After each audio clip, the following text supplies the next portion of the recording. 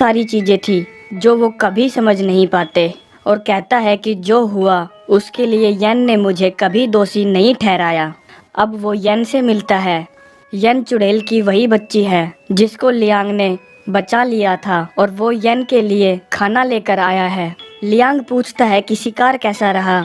यन बताती है कि पिछले साल से भी बुरा और बताती है कि मेरे लिए अपने असली रूप में लौटना अब मुश्किल होता जा रहा है। कहती है कि कुछ रातों को तो मैं बदल ही नहीं पाती हूँ। लियांग पूछता है कि इसकी वजह क्या है। वो बताती है कि पक्की सड़कें, मशीनों से निकलता हुआ धुआं, पेड़ों की कटाई, इन सब से जादू गायब होता जा रहा है और जादुई प्राणी दिन पर दिन कमजोर होते जा रहे हैं। लियांग कहता है कि मुझे तुमसे कुछ कहना है। इसके बाद ये दोनों एक पहाड़ पर जाते हैं। लियांग कहता है कि मैं गांव छोड़कर जा रहा हूँ। यन पूछती है कि पर तुम जाओगे कहाँ। लियांग कहता है कि ये तो मैं भी नहीं जानता, पर बस मैं तुम्हें बताना चाहता था। और पूछता है कि तुम क्या करोगी।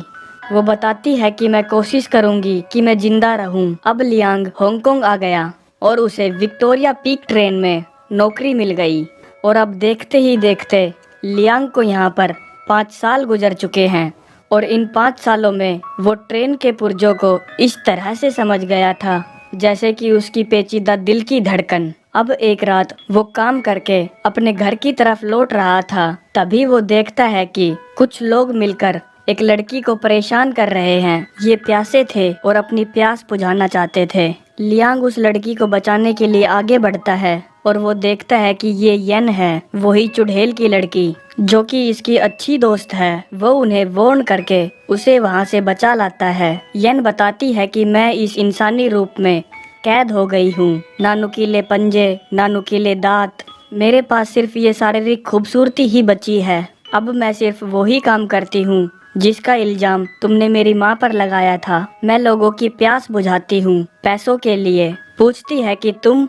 लियांग बताता है कि मैं भी अंग्रेजों के लिए काम करता हूँ। मैं उनकी बनाई हुई ट्रेनों का रख रखाव करता हूँ। यन बताती है कि मेरा तो सपना है कि मैं इस लोहे और तांबे के बने जंगल में शिकार करूँ। मेरी जबराट इच्छा है कि मैं इस लोहे के जंगल में कूदते फांदते इस टापू के शिखर तक पहुँच जाऊँ और उन सभी मर्दों पर दहाड़ू जो मुझे आज तक अपनी जायदाद समझते आए हैं।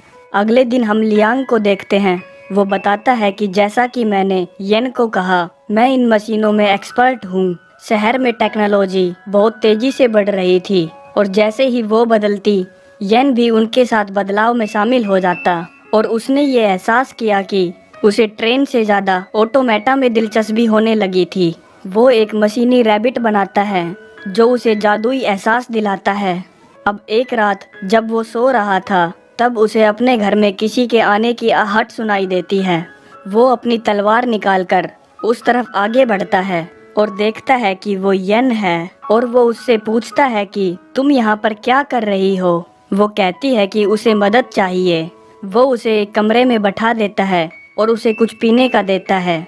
वो उसे अपनी टांगे दिखाती है और हमें पता चलता है कि उसका पूरा शरीर लोहे का बना है, सिर्फ उसकी बिल्ली को छोड़कर।